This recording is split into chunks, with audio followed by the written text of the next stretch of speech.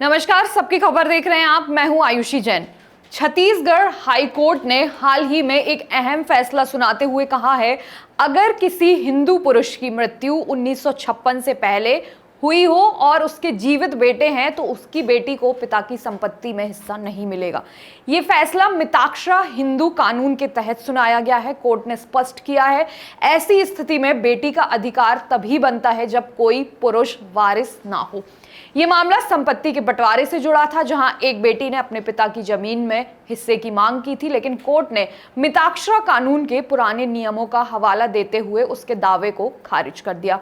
आपको बता दें, हिंदू उत्तराधिकार संशोधन अधिनियम 2005 के बाद बेटियों को बेटों के समान पैतृक संपत्ति पर अधिकार प्राप्त हुआ है और वे भी बंटवारे की मांग कर सकती हैं। लेकिन ये मिताक्षरा हिंदू कानून क्या है, आइए आपको सरल शब्दों में बताते हैं। मिताक्षरा हिंदू लॉ एक प्राचीन भारतीय कानून प्रणाली है जो हिंदू उत्तराधिकार और संपत्ति के अधिकारों को परिभाषित करती है। इसे मिताक्षरा स्मृति के आधार पर विकसित किया गया था, जो कि वेदकालीन कानूनों और धर्मशास्त्रों पर आधारित है। इसे विशेष रूप से उत्तर भारत में लागू किया जाता है। मिताक्षरा हिंदू कानून की एक पारंपरिक व्यवस्था है। इसमें संपत्ति का बंटवारा और उत्तराधिकार पूरी तरह से पुरुषों की वंशावली पर आधारित था, चाहे वो पैतृक संपत्ति हो या स्वअर्जित यानी खुद से कमाई हुई। वो पुरुष के जरिए ही आगे बढ़ती थी। बेटी को संपत्ति में हिस्सा तभी मिलता था जब कोई पुरुष वारिस ना हो। कोर्ट ने अपने फैसले में इस बात को दोहराया कि मिताक्षरा कानून के तहत पिता की स्वअर्जित संपत्ति भी केवल उसके पुरुष बच्चों को ही मिलती थी। अगर कोई पुरुष बच्चा नहीं होता तभी संपत्ति अन्य वारिसों को मिलती थी। यह व्यवस्था 1956 में हिंदू उत्तराधिकार अधिनियम के लागू होने से बदल गई।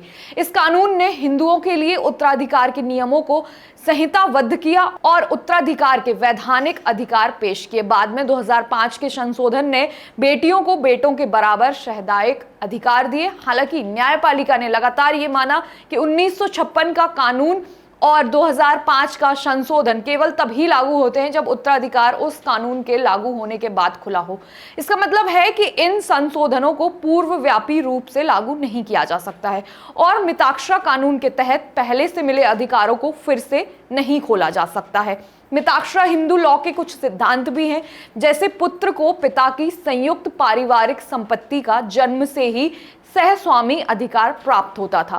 परिवार के पुरुष सदस्यों के बीच 4 पीढ़ियां यानी बेटा, पौत्र और परपोता तक संपत्ति का साझा स्वामित्व होता था। एक पुत्र अपने हिस्से की मांग सकता था संपत्ति और यहां तक कि बंटवारे के लिए पिता के विरुद्ध भी मुकदमा कर सकता है। इसका एक और सिद्धांत है कि यदि किसी शहयादिक की मृत्यु हो जाती है तो उसका हिस्सा स्वतः ही जीवित शहयादिकों को मिल जाता है, ना कि उसके उत्तराधिकारों को।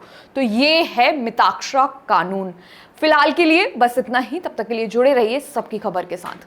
Join the next be the best, Bundelkhand का सबसे विशाल और आधुनिक विश्वविद्यालय ज्ञानवीर यूनिवर्सिटी। ये सिर्फ एक यूनिवर्सिटी नहीं, ये है आपके सपनों का लॉन्च पैड। यहाँ मिले आपको smart classrooms, modern campus, updated labs और एक्सपीरियंस्ड फैकल्टी। हर स्टूडेंट को मिलता है कॉन्फिडेंस, ग्रोथ और एक ब्राइट करियर का प्रॉमिस।